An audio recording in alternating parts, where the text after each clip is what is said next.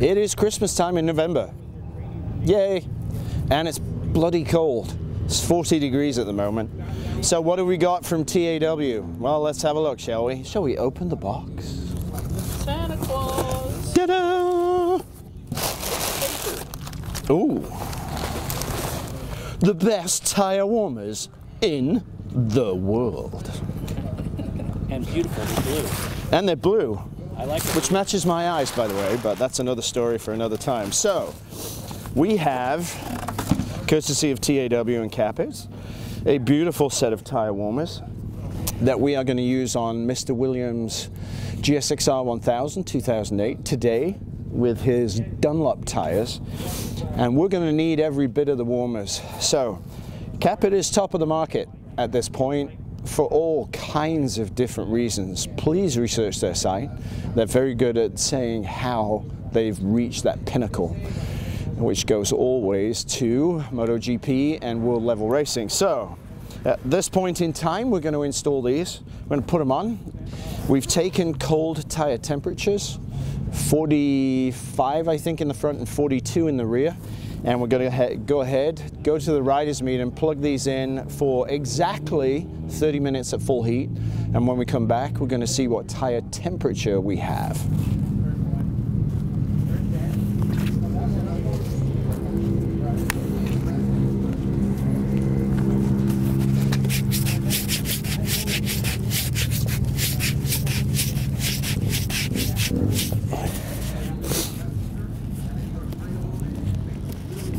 Base model? Do we know what model this is?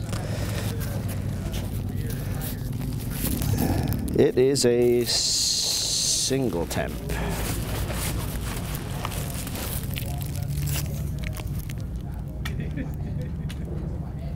Capit Suprema. Okay. And they are single temp warmers. So, one shot. Keeps them hot. Hey, poetry at 8 in the morning. Now, I overfilled the hell of these tires. Okay, so at home. If you overfilled them, they are what they are. We're not going to worry about that right now. When installing a tire warmer, make sure you put it in or around the valve stem, but not against it. So, in this case, we're going to go ahead and wrap it just in front of the spoke. Push that down, push that down. There we go. Then we'll centralize it, get it nice, and then go ahead and do the install. Always use your knee. So there it is, nice and tight against the spoke. You want to ensure as much of the warmer as possible is flat against the tire. Now these are brand new, so they're going to look ugly for a minute until they reshape once they get warm.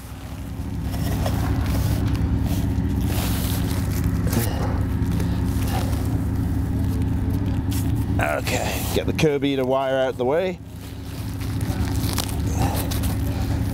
Then make sure that's all in, nice and smooth, and then we'll repeat the process with the rear.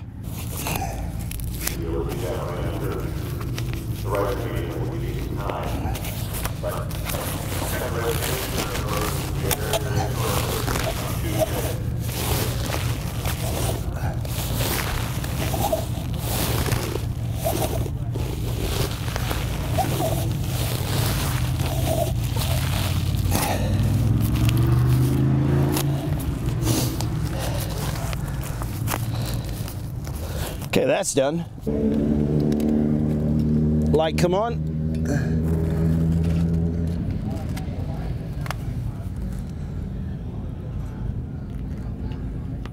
Time is up. So, feels very cold to the touch, but it shows 95, 96. So now, if this is insulating extremely well, underneath should be significantly hotter. So, oh, look at that, 160 degrees.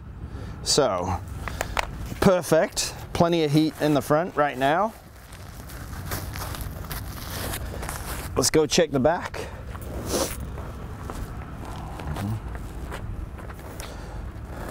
Back showing a little about the same, there or thereabouts. And come on, all nice and new and sticky Velcro. Same. So after our allotted period of time, we're at 160 degrees from our original temperature of 40. So that's not bad. So we'll leave this now until we go out. So we'll recheck it again in another, where are we, another 15 minutes and see what increase we've got there and if it actually got any warmer. The other part about getting everything hot is the tire gets hot, but does the rim, and it's really important that the rim gets hot, because until the rim's hot, it steals heat from the tire. So what do we got, Dave? 74. 74, so the rim is almost twice as warm as it was, so there's very little heat transfer from the tire into the rim at this point in time. Which is why when you go out, especially when it's cold, it takes 3 laps for the rim to get hot, the tire to sustain heat, and the two balance out together, and then you can push. So you'll also see some tire warmers, or even some people put blankets over the wheel, completely shrouded over, to trap as much heat as possible. And the reason there is to get the rim as hot as you can get it. So a lot of times for track days, we'll leave the bike in the sun where the sun is at 90 degrees to the bike, because it's heating the wheel up. So it gets you a 2-for-1 rather than keep the bike in the shade. So another 15 minutes, we'll check back on temperatures. All right, now we're at the full hour. So first off, let's shoot the rim and see where we're at. It's a lot warmer now. Okay, I got it. So okay. 87 on the rim, so that's good. I'm liking that. Now let's check the tire.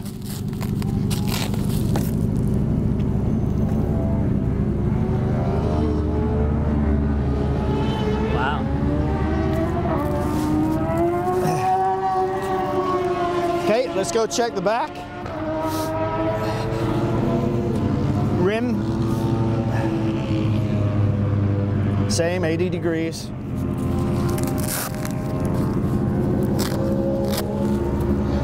Tire.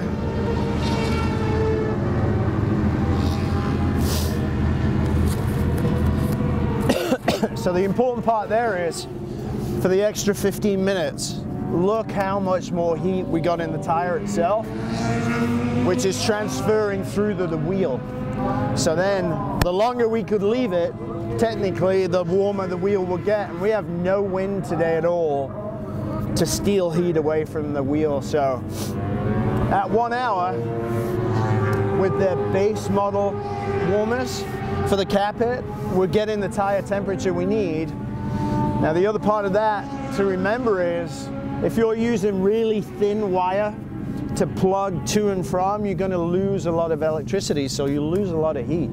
So with tire warmers, plug them into a big fat cable straight into a power source by themselves, and that way you'll get the heat that you need versus losing it in current through very thin wire. As far as tire warmers go, I've used quite a few brands. One of the brands I had recently didn't even last the season. These ones come across as extremely well crafted. The fit and finish, as one might say, the materials, how things are sewn, the strength with which the cord inserts into the fabric, all those things speak of high quality.